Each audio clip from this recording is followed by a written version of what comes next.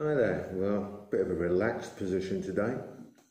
Anyway, here we go. We're going to talk today about training drills again because I'm getting so many questions from people asking me about what I mean when I'm talking about drill correctly, drill properly, and how nobody does it, or hardly anybody. Certainly nobody that I've seen does it properly. So I'm going to use a very, very simple, basic example for you. And then hopefully you get the idea of what I mean, and you can just extrapolate this out and use this principle on all of your drills, okay, on all of your drills. Now let me explain the problem first so that you understand exactly where I'm coming from on this. Now most instructors, when they say drill, and I'm including their boxing coaches, sports combat at the highest levels, right the way down to your guy who's just opened up a martial arts club and got 2 students. When they say drill something, they'll say something like, go and do 10 roundhouse kicks off that leg, 10 off the other leg, swap over, and then change partners. And that's basically what you're doing. So you're doing it by numbers. It may be 10, 20, 30, whatever it may be. And people, grappling for example, they say, right, go and do 10 juji on that side, 10 juji on the other, swap over. And that's your drill, or it might be part of a warm-up or something like that, and you're drilling, and it's called drilling. In traditional martial arts, you may be up and down the room going, Gizamazuki, Gakuzuki, Mawashigeri, Geidambrai, but what they turn, repeat, up and down the room 3 or 4 times, drilling. And you're drilling by numbers. The problem is that you're not actually learning. Now, as a coach, as a national boxing coach and as a martial arts instructor, my job is to teach. So when you come to class, it's like being at school. When you come to a lesson, you've got to learn something. You don't learn very well by just drilling by numbers, if at all. You learn by drilling for a reason. Now let me now use an example of how we may drill something. So let's say, for example, we'll take a nice simple technique that we're drilling a jab. And you're partnered up, one person is defending and the other person is doing the jab. Doesn't matter how many they're doing, we're not interested in that. But as a coach, let's say for example, I'm coaching me and I'm doing a jab. And one of the things that I do wrong on a jab is that my backhand keeps dropping every time I throw my jab. I keep doing that simple mistake. Let's just pick that as a simple mistake that keeps happening. So the coach would be saying to this guy, every time you jab, I want to make sure that this backhand doesn't drop. However you do that, some people do it with holding something there, some people do it with making sure that the glove is touching you, or if it's bare knuckle, that you've got your hand up, that it's touching something, always touching, and that this person's aware of that.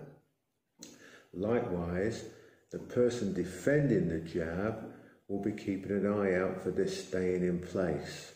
And every time it comes away, he's going to tell me that I've made that mistake. So when we're drilling, and we would start off slow and then build up and gradually take compliance away and all that. I understand about compliance, don't worry. Eventually it has to go, but this is drilling and learning. So eventually, once I keep making sure this is here, then whatever other errors, slight mistakes or big mistakes I'm making can be corrected. So we correct them sometimes one at a time, if you can, more than one at a time. We want to make sure that's right. And then if it's something else, we can correct that. Now this may only take a few moments, but we'll always be checking it. So on any time there's a jab takes place, that's going to be checked, and any other errors are going to be checked and then re-drilled should they need to be. Now my training partner who's looking out for this, let's assume, for example, that he, every single time, no matter what, tries to block a jab with his backhand. Me, as the person jabbing, will understand very quickly that my opponent always blocks a jab with his backhand, thereby leaving himself open for other attacks. So part of that drill will be to make sure that me as the person jabbing, and he's keeping an eye that I'm doing this, I'm going to be keeping an eye on my training partner that he doesn't do the same defence all the time, thereby giving me notice of what he's doing and makes it easy for me to attack, so that he's learning to mix up his defences. I hope those simple examples make a real point for you, so you can understand what we mean about drilling. So if you're a boxing coach or martial arts instructor, you should be looking at these sort of things and helping your students by drilling them correctly so that they can advance and improve their skills much, much more quickly. Because I guarantee you that they will if they drill correctly. Now you can take these same principles and apply them for every single technique, whether it's stand-up work, standing grappling, groundwork, whatever it may be, you can apply these same principles. It does not matter what art you're doing. It's a principle of drilling. Now that brings me on to another aspect of drilling, is that most clubs, most gyms, people get bored, I'm just going to swear, they get bored to tears with drilling. They get told, go and do 100 of them, 100 of them, whatever, because it's drilled that way, the wrong way, not our way, the wrong way. They get super bored with it and they just can't wait to go and do sparring or something. Or they're drilling something and they're switched off whilst they're doing it. You see it all the time with boxers and stuff like that, when you say, right, we've got shadows to do. And you see them switching off because they're so used to doing their shadows, they just switch off. Same with bag work, everything. You see it all the time. As a coach, you've got to be there to get them switched back on.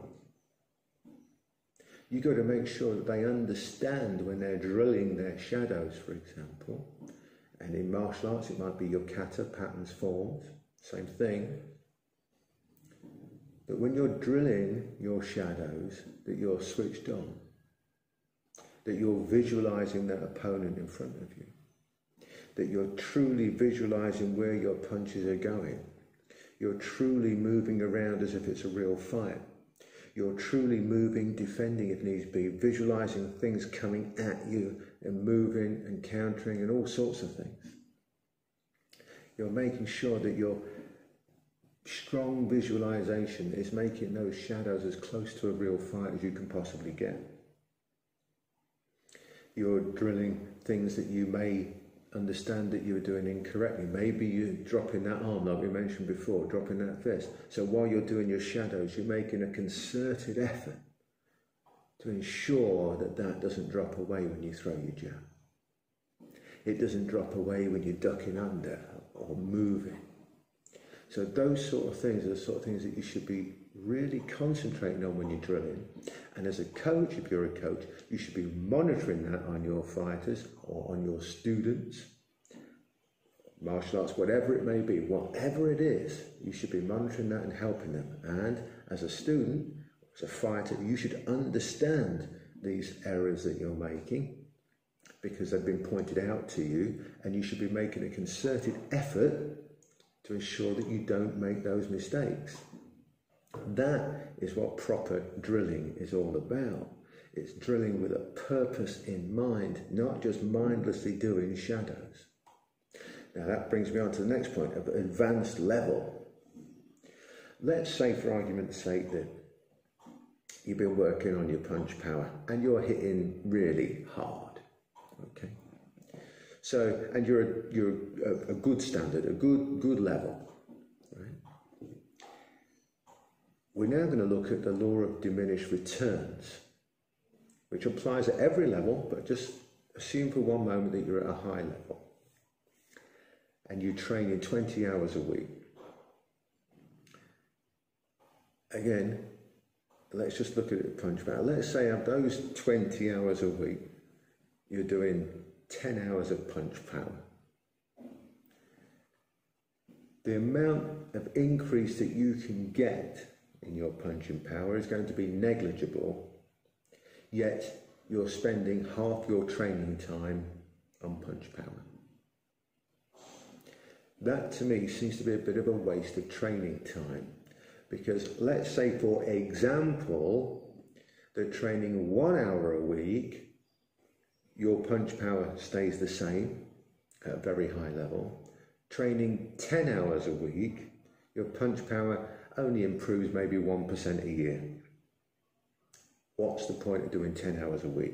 Do one and maintain it.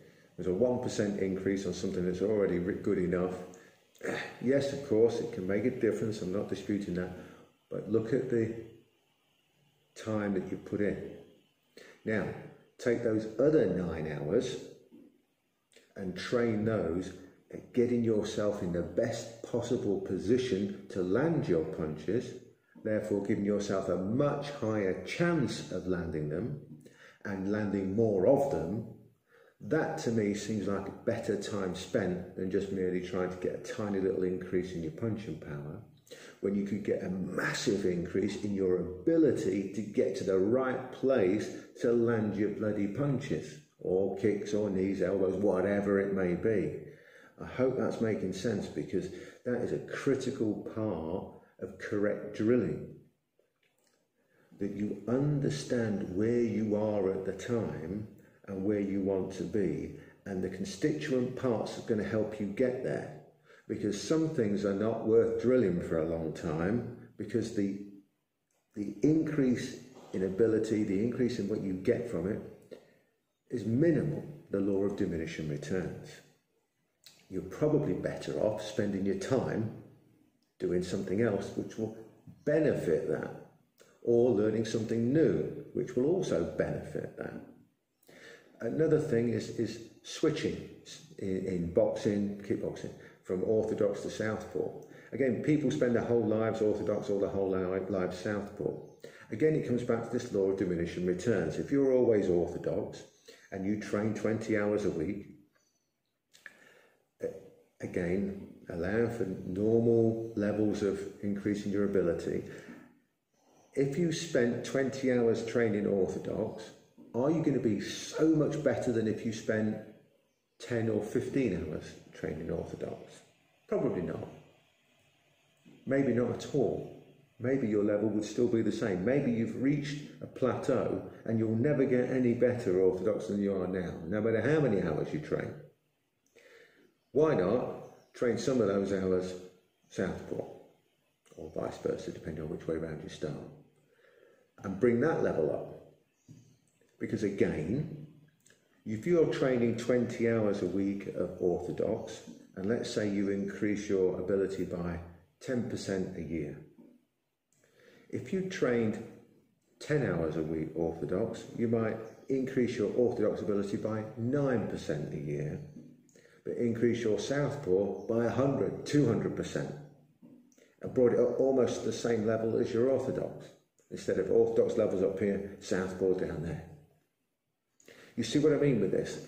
Now, it's not to say you just ditch what you're doing and just train the other side, but you should use your intelligence and the guidance of your coach, or if you are a coach, guide your fighters, your students, the best way for them to be drilling.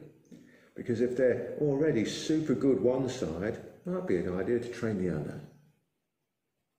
I've heard so many times in things like judo where people are really good at throwing off their right, but crap off the left.